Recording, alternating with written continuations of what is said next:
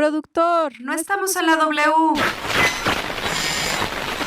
Radio Mundo. Pepito, mi corazón. Productor, tampoco estamos en Radio Mundo.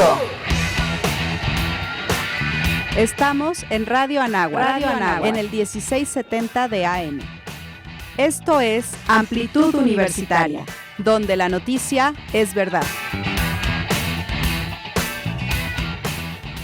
Pues estimados amigos de Amplitud Universitaria, ¿cómo están todos ustedes? Les damos la más cordial bienvenida a su espacio de cabecera, su miércoles en donde todo es positivo, todo cambia y todo va bien porque es miércoles de Amplitud Universitaria, todos los miércoles de 12 del día a 1 de la tarde. Sí, seguimos en pandemia, estamos muy contentos de estar como cada semana con ustedes y bueno, con la buena de que poco a poco van avanzando las vacunas, va descendiendo esto de los casos de gente que, bueno, de alguna otra lamentablemente ha fallecido, pero bueno, esto va hacia abajo, igual los números de contagiados, pero bueno, vamos teniendo un poquito de oxígeno de como habíamos iniciado el año, pero bueno, la verdad es que finalmente seguimos en casa y el mismo llamado de cada 8 días, laven sus manitas, síguense cuidando.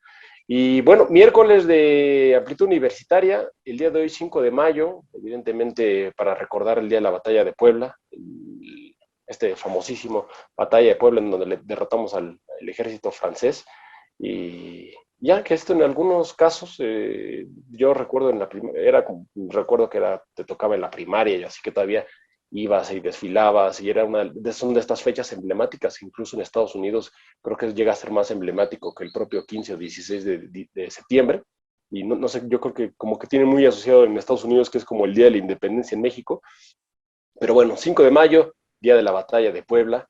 Y el día de hoy, bueno, no estará con nosotros el señor Uriel Arteaga, anda él en el Campus Sur viendo temas de señalética, recorridos, bla, bla, como siempre ya saben, anda trabajando a tope el señor Uriel Arteaga ahí en los campus para que en un posible regreso a todos ustedes, bueno, ya vean las mejoras que ha habido en la universidad, todos temas de señalética, pero como todos los miércoles, pues tenemos invitados de primer nivel y el día de hoy tenemos nada más y nada menos que la doctora María de los Ríos, María Elizabeth de los Ríos. Ella es investigadora de la Facultad de Bioética de la Universidad de Anáhuac, México. Ella es titular de la Cátedra en Bioética Clínica de la misma facultad.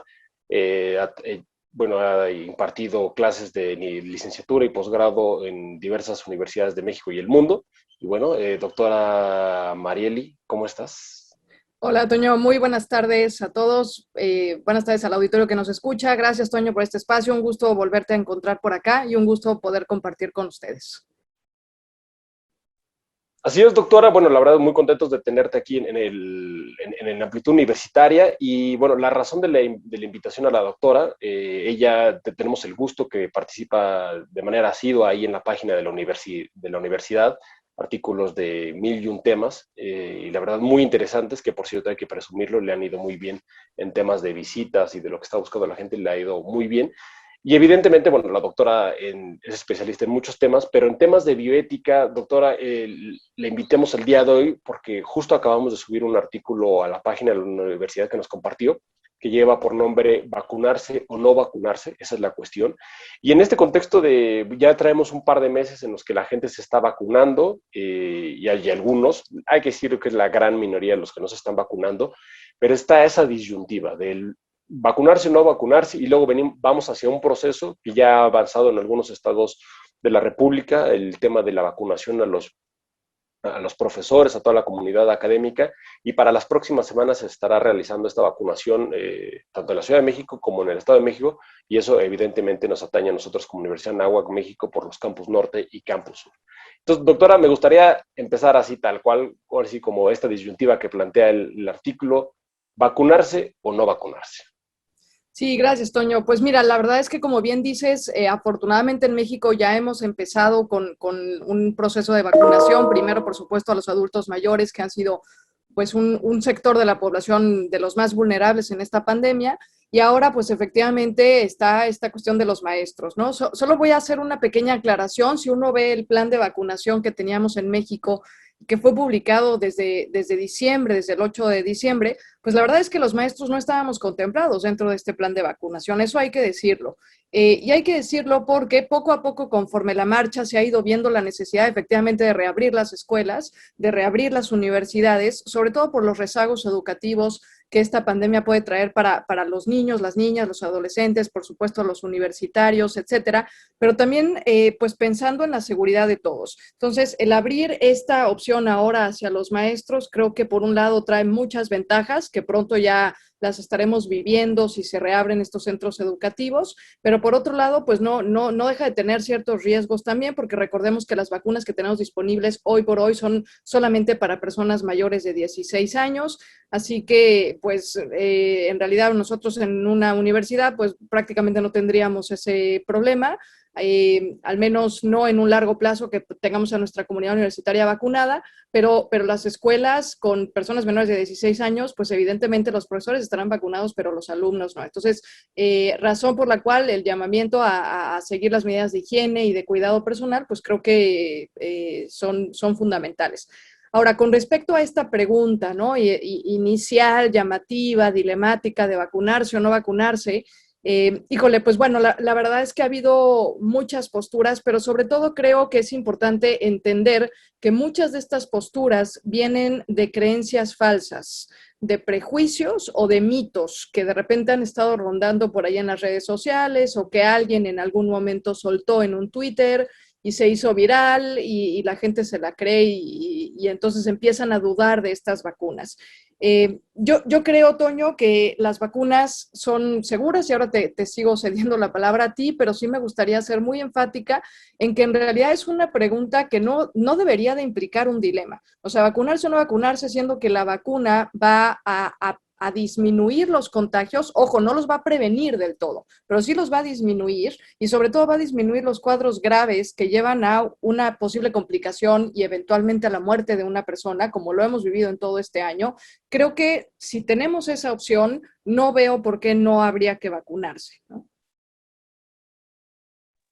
No, y simplemente ver las cifras, bueno, evidentemente lo que ha pasado en el país, pero yo, por ejemplo, ubico en Gran Bretaña o en España las tasas de defunciones conforme empezaron a vacunar, por ejemplo, en centros de geriátricos y así, la tasa fue a cero, o sea, se dejó de morir la gente, ¿no? Entonces, ahí es una de esas primeras reflexiones.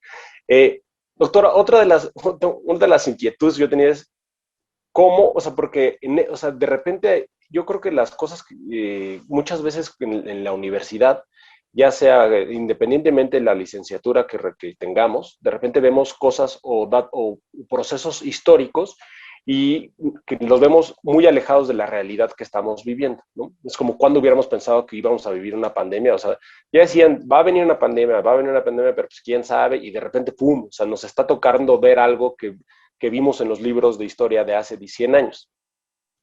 De las cosas que más me llama la atención es cómo se decide, o sea, parte de estas cosas que tienen que ver y de lo que ayuda mucho a tomar las decisiones la bioética, cómo se decide quién se vacuna y quién no se vacuna. Porque yo iba a la reflexión de, por ejemplo, decía, muchos de los atletas que van a los Juegos Olímpicos están siendo vacunados, ¿no? Y entiendo, digo, bueno, pues la competencia, lo que significan los Juegos Olímpicos, pero yo decía, bueno, hay miles de personas en el mundo que deberían de tener prioridad respecto a esas vacunas, ¿no? Entonces, ¿cómo va jugando un poco el equilibrio de cómo se decide a quién, justo lo que decía, de los profesores, pues no estaban en el esquema de vacunación, ¿no? Y ahora, bueno, pues se metió por otras las necesidades del nivel educativo, bla, bla, bla. Pero ¿cómo se decide? ¿Cómo se equilibra a quién se va vacunando y así?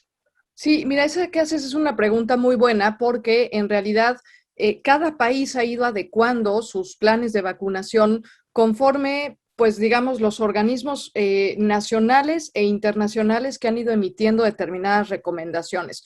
Nosotros, particularmente el caso de México, pues la verdad es que las injerencias más comunes que nos llegan pues son las norteamericanas y en Estados Unidos pues existe varios centros de bioética que han emitido algunas recomendaciones y de hecho nosotros un poco imitamos el modelo o el plan de vacunación de los Estados Unidos, pero lo cierto es que, vamos a ver, si uno analiza las guías y las recomendaciones internacionales, que después cada país tiene la autonomía suficiente para irlas adecuando o diseñando según su población y según su territorio, y según cómo se van dando los contagios en ese territorio.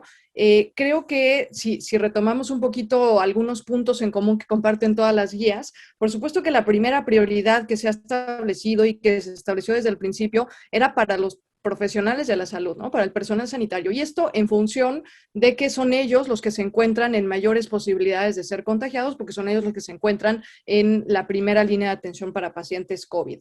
Esto en primer lugar. Posteriormente, algo que también comparten todas las guías es que hay que vacunar a las personas vulnerables o las personas que son más vulnerables.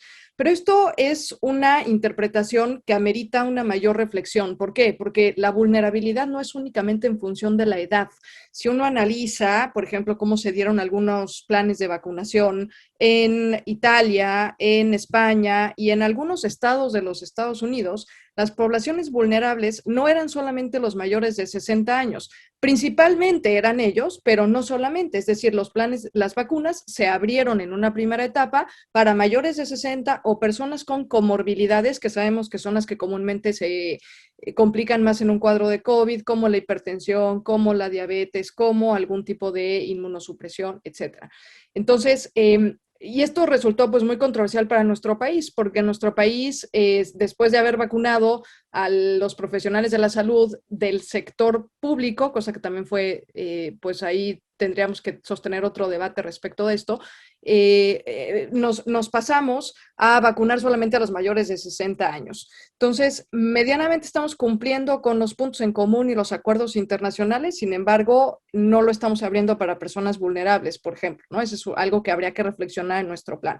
Luego, después de ahí, ya, pues ahora sí que esos son como los estratos que todas las guías internacionales y todos los comités internacionales de bioética de todos los estados y de todos los países han marcado como prioritarios. Luego ya de ahí, pues se va desgranando en otras poblaciones. Algunos países han propuesto, por ejemplo, vacunar a las personas que se encuentran en la cadena de alimenticia, a los que ejercen alguna función básica dentro de la sociedad o a los cuerpos de rescate, por ejemplo, etcétera. Pero también, por ejemplo, alguna otra estrategia ha sido ubicar, que se ha propuesto por ahí y que en México en algún momento se contempló, finalmente no se plasmó en el plan, pero se contempló al menos, fue ubicar las zonas geográficas de mayores contagios y llevar ahí las vacunas primero, con la intención de mitigarlos ahí para que ya no se siguieran expandiendo, ¿no? Y tratar de contener lo más posible el virus. Sin embargo, bueno, finalmente, por ejemplo, el caso de México, pues el único criterio que se tomó en cuenta es la edad, ¿no? Y va a seguir siendo la edad. Y sin embargo, como bien dijiste, pues de pronto teníamos ya un plan de vacunación, más o menos sabíamos según la edad cuándo nos iba a tocar y de repente empezó la discusión en el estado de Campeche, en donde se propuso que se vacunaran a los maestros y bueno, ya se ha importado, ¿no? Ya para pues todos los estados y aquí en la Ciudad de México y en el Estado de México, pues ya también estamos en esa etapa, ¿no? Yo creo que es importante, pero no en función de la vulnerabilidad, ¿no? Eso también hay que tenerlo presente. Es decir, los maestros no es que seamos más vulnerables, lo que pasa es que la razón más bien se fundamenta y se encuentra en que para algunas personas, sobre todo en educación básica, las consecuencias de no asistir al colegio han sido de verdad atroces, no solamente en el ámbito académico, intelectual, sino también social, en temas también de autoconfianza, en temas de desarrollo de habilidades sociales, que a la larga lo cierto es que hoy por hoy no estamos dimensionando las consecuencias que esto va a tener. O sea, la vacuna pues ayuda a que se reintegre un poco el sistema educativo en México, pero quizás las consecuencias más grandes de este año y medio casi de confinamiento las vamos a ver cuando estos niños de escuelas básicas que no asistieron, pues quieran entrar a la universidad o quieran adquirir un trabajo, pues no van a tener este tipo de habilidades que se desarrollan en los centros educativos. Entonces creo que por eso sí urgía la vacuna para los maestros, no por la vulnerabilidad, sino por las el condiciones hecho de lo que vamos. de Sí, las no, consecuencias que tiene. sí, los niveles de deserción que sean, o sea, las cifras que han estado saliendo, la verdad son impresionantes. Hay algunos reportajes, incluso en los medios de comunicación, de los alumnos de que han entrado a temas de sobrepeso, de temas de depresión, ansiedad, y evidentemente han llegado a un punto de decir, no quiero ir a la escuela. O sea, ya no me quiero contar, no me quiero conectar, y la verdad es, sí, es muy complicado y justamente eso es muy importante lo que dice, que es algo que lamentablemente no podemos dimensionar, sino con el paso de los años, de los meses, de los años, iremos viendo el tamaño del golpe de lo que fue esto a nivel mundial y evidentemente, bueno, pues en México por las condiciones de desigualdad y todo esto que sabemos. Doctora, estamos hablando con la doctora María Elizabeth de los Ríos, ella es investigadora de la Facultad de Bioética. Doctora, es una obligación, parte de lo que trata este artículo, de lo que revisábamos del artículo es una obligación o no vacunarse, no solamente para ahora los profesores, sino la gente que ha tenido la posibilidad de vacunarse, los mayores de 60 años, y ahora que se abre este bloque de los 50 a los 59 años. ¿Es una obligación vacunarse o no? Mira, Toño, yo no lo pondría como una obligación, porque ya de por sí la palabra obligación implicaría un vínculo jurídico que tendría algunas consecuencias en caso de incumplirlo. Yo no lo plantearía como una obligación porque además efectivamente pues el Estado es garante de los derechos individuales y dentro de esos derechos individuales pues está la libertad de cada persona, ¿no? Una responsabilidad quizás, ¿no? Sí, yo más bien lo plantearía efectivamente en términos de responsabilidad y de una reflexión que cada uno de nosotros tenemos que hacer respecto de la contribución que tenemos hacia el bien común. La vacunación es una contribución extraordinaria al bien común. Es decir, no me vacuno únicamente para que yo no me contagie, me vacuno para no contagiar a los que tengo al lado. Entonces, en la medida en que más personas nos vacunemos, mejor protegidos vamos a estar todos. No es un acto individual, es un acto comunitario y hay que entenderlo en esta dimensión de responsabilidad y de contribución al bien común. Entonces, claro, yo sé que ha habido por ahí muchos mitos rondando, que si fueron muy rápidas las vacunas, que si te van a cambiar el ADN, que si contienen un microchip para hacer una especie de rastreo geográfico, que en el tema temas de geolocalización que ahora geolocalización, exactamente. Para la mujer, que si nos van a dejar estériles las vacunas, etcétera. Yo sé que ha habido muchos mitos, pero lo cierto es que son mitos urbanos. A ver, las vacunas son seguras. Cierto que se desarrollaron muy rápidamente. Si uno ve los tiempos de desarrollo de cualquier vacuna, van más o menos de los 8 a los 10 años, las que más rápido se han sacado. Pero esto porque no se contaba con, uno, ciertos estudios preliminares y dos, ciertas plataformas para sacar estas vacunas. En el caso del SARS-CoV-2, del coronavirus, ya contábamos con estudios previos de la gripe aviar, del MERS, de la enfermedad del Middle East, Respiratory Syndrome, es decir, ya teníamos ciertos estudios y ya sabíamos también algunas de las plataformas me refiero a los mecanismos, que si el vector viral, que si el virus inactivado, que si el RNA mensajero, todas estas de las que están hechas las vacunas del coronavirus, ya se habían hecho estudios y ya se tenía adelantado cómo sacar adelante estas vacunas. Entonces, a mí me parece que eso, y aunado a grandísimos esfuerzos de la comunidad científica internacional, pero también a grandes inyecciones monetarias que estuvieron ahí presentes de parte de todos los países, yo creo que dio por resultado que finalmente tuvimos yo lo pongo en estos términos. Finalmente, la ciencia y la ética caminaron de la mano, ¿no? O sea, generalmente la ciencia se nos adelantaba y la ética se nos quedaba un tanto rezagada. Yo creo que ahora con esta vacuna representa este triunfo, ¿no? De la ciencia que avanza rápidamente, pero también de la ética. No se saltaron ninguna fase de experimentación de las vacunas. Las hicieron simultáneas y eso ayudó a que se hicieran más rápidamente. Entonces, teníamos material, teníamos estudios previos, teníamos conocimiento de cómo generar estos anticuerpos. Tenemos todavía hasta la fecha, tenemos muchas o grandísimas cantidades de dinero inyectadas a estos proyectos, etcétera. Entonces, la verdad es que eso, cuando juntas todo eso, te da por resultado una vacuna que salió en menos de un año. No porque esté mal, no, o porque se hayan alterado las fases, esto es algo que hay que recalcarlo. Si uno analiza todos los estudios que se han hecho de todas las vacunas que tenemos hoy en el mercado, las que ya comúnmente se están poniendo en México o en otros países, en todos los reportes de los estudios está con total claridad ¿Cuándo se empezó la fase 1? ¿Cuándo se empezó la fase 2? ¿Cuándo? Bueno, la fase 3, la verdad es que seguimos todavía en la fase 3, o sea, no, ninguna ha acabado la fase 3, y te reportan lo mismo las tasas de efectividad que también los efectos secundarios adversos, que luego es lo que la gente le tiene un poquito más de miedo. Es un tema increíble, ¿verdad? Es como... justo vuelvo a eso mismo, lo que le planteaba hace ratito, de eso de cosas que vimos en los libros o de estas discusiones que decías, no, pues esto decías, bueno, esto nunca va a pasar, pero bueno, lo tengo que ver en la escuela y ahora que nos toca vivirlo, ¿no? Desde independientemente de las áreas o las disciplinas que cada uno tenga expertise o lo trabaje, la verdad es que es un tema muy apasionante. Doctora María Elizabeth de los Ríos, investigadora de bioética, para ir cerrando un poquito, doctora, en las últimas semanas...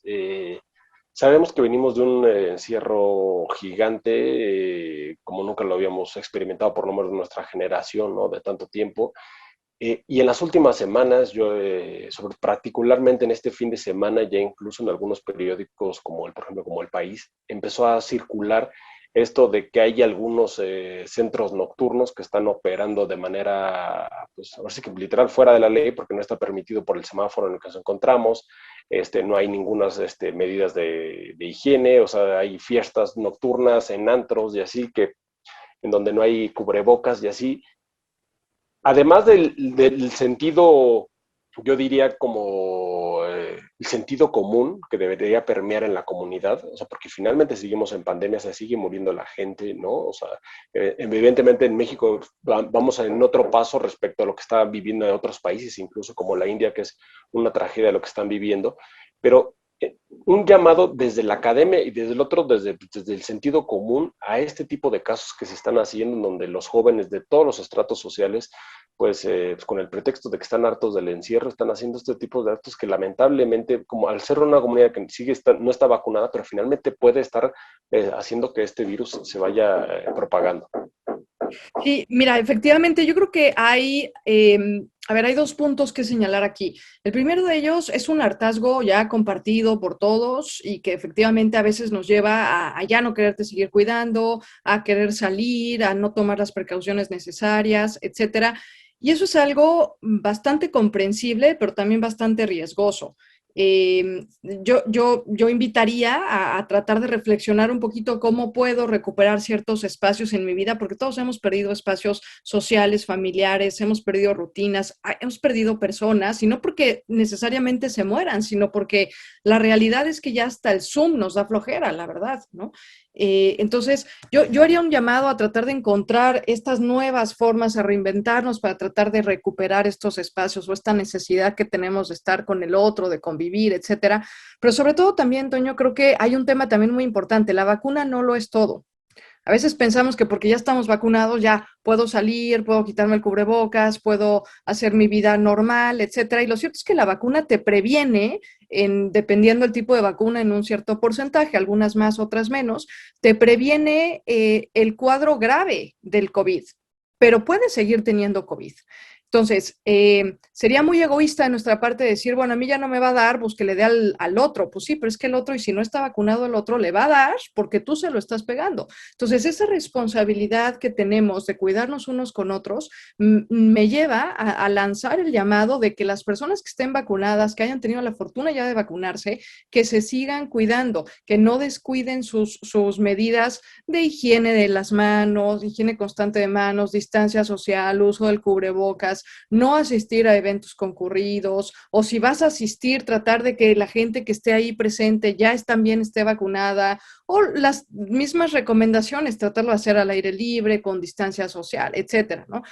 La vacuna es un gran avance, es maravilloso contar ya con la vacuna. En la medida en que más nos vacunemos, mejor control de la pandemia vamos a tener, pero también lo cierto es que la vacuna no nos va a prevenir de seguirnos contagiando, pero sobre todo de seguir contagiando a los demás, que también ese es otro de los puntos, ¿no?, que habría que reflexionar. No, los maestros ya nos vamos a vacunar, pero los alumnos no, en educación básica, y los alumnos pueden traer el virus todavía a sus casas, a pesar de que los papás estén vacunados, pero los alumnos pueden traer el virus a su casa, o pueden llevar el virus a la escuela. Entonces también eso son cuestiones que hay que poner en una balanza, que hay que reflexionar muy bien, pero sobre todo no bajar la guardia. Yo entiendo diciendo que estamos hartos, que estamos cansados, que ya queremos vivir una vida normal. No sé qué sea vivir una vida normal después de este confinamiento, la verdad, no sé, o sea, a mí me hablan de regresar y se me ponen los pelos de punta, o sea, la verdad es que no encuentro una manera para normalizar nuestra vida en estos momentos, pero bueno, yo entiendo todo eso, pero también entiendo que los seres humanos somos profundamente creativos, ¿no? Y que nos hemos adaptado muy bien, pero que así como nos hemos adaptado muy bien, también podemos empezar a encontrar estos otros espacios con las medidas necesarias y sin descuidarnos del todo.